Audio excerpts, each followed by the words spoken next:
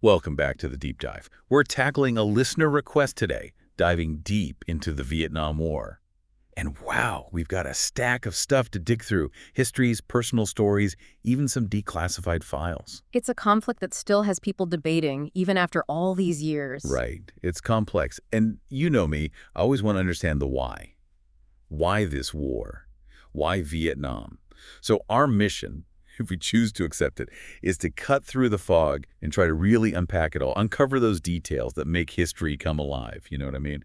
So where do we even start with something as big as the Vietnam War? Well, you got to remember, the Vietnam War, or at least how we refer to it, wasn't some isolated thing. Before the U.S. ever got involved, Vietnam had been fighting the French for decades, trying to break free from colonial rule. Imagine being under another country's control for a century. The desire for freedom, for independence, it was bound to erupt. It's true. It wasn't some random jungle war. It was about something much deeper. It makes you think about the roots of this conflict, long before the first American soldier set foot there. Exactly. And speaking of roots, it's fascinating to think about Ho Chi Minh. Most people picture him as this hardcore communist leader, but early on, you know who he looked up to: the United States. Hold on, really? Ho Chi Minh admired the U.S. That doesn't compute. It's true. He even called his fighters the Viet American Army for a while. Think about that, the future leader of North Vietnam seeing the U.S. as a model for revolution. Wild, right?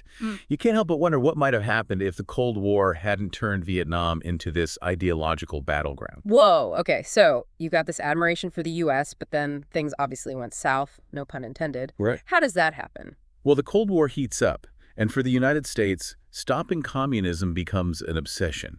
Vietnam, sadly, becomes this pawn in this massive global chess game.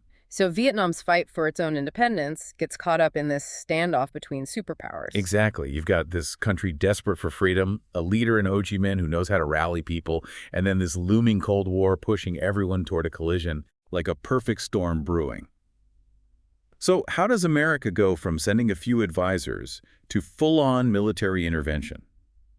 You're right, it's easy to imagine. With the Cold War going on, things escalated pretty quickly.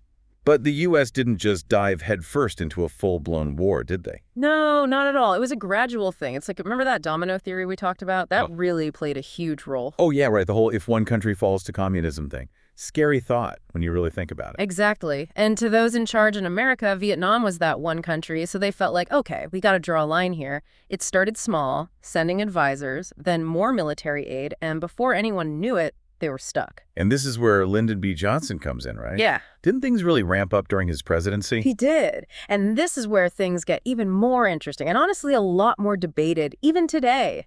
The Gulf of Tonkin incident. You familiar? Oh, yeah. Wasn't that with the USS Maddox back in '64, right? That's the one. Now, it gets complicated. There were definitely North Vietnamese torpedo boats in the Gulf of Tonkin. The U.S. Navy destroyer, the Maddox, that was there, they reported being attacked. Right, and that was a big deal. Huge.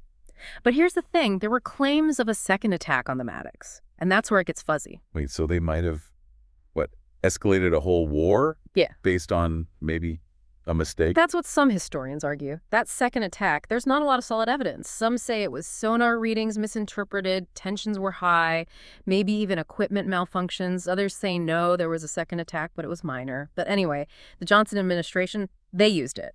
That incident became the justification to really get America involved in the war. Wow, talk about a turning point. And escalate they did. Yeah. Hundreds of thousands of American troops sent over, fighting in a totally different kind of war, against an enemy that was almost impossible to pin down. The stuff we've been looking at, it really gives you a feel for what they faced. Those jungles, booby traps everywhere, intense heat. Yeah. Brutal. Oh, absolutely. This wasn't like anything the U.S. military was used to. The Viet Cong, those North Vietnamese fighters, they were masters of guerrilla warfare. They used the terrain to their advantage, just disappeared into these tunnels, blended in with civilians. Man, that must have been so frustrating for the American troops. Yeah. Trying to fight an enemy that could vanish one minute and reappear out of nowhere the next. It really messed with morale. Imagine this constant fear of ambush, never knowing who was the enemy, who was a civilian.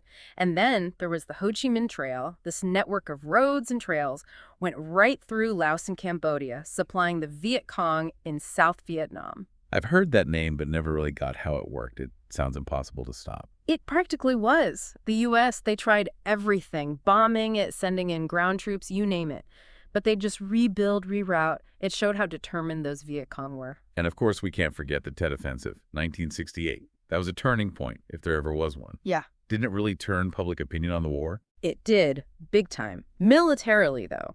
The Tet Offensive was a total disaster for the Viet Cong. They had huge losses, and their plan to spark this uprising in South Vietnam, it failed. But for North Vietnam, it was a win in a different way, right? Right. They showed they could attack anywhere, even Saigon. Exactly. Seeing those images of fighting in Saigon, even at the U.S. Embassy, that was a shock.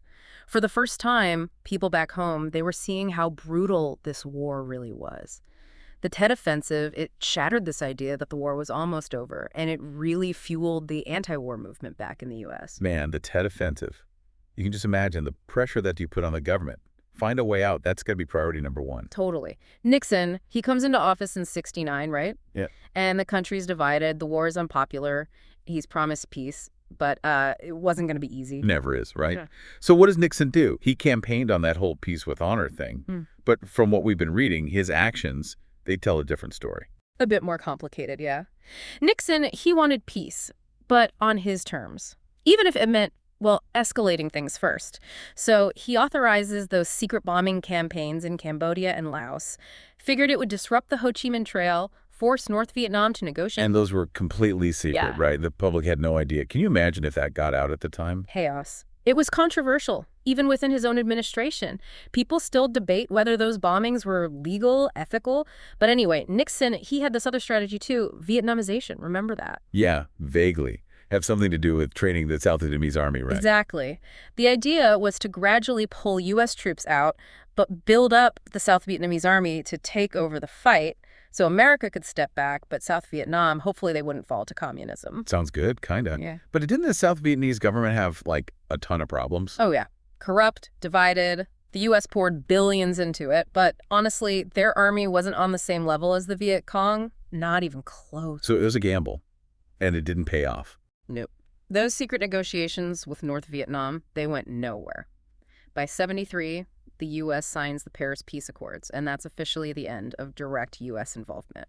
But the fighting didn't just stop there, right? Not a chance. The Paris Peace Accords, they were more like a pause button. North and South Vietnam, they kept fighting.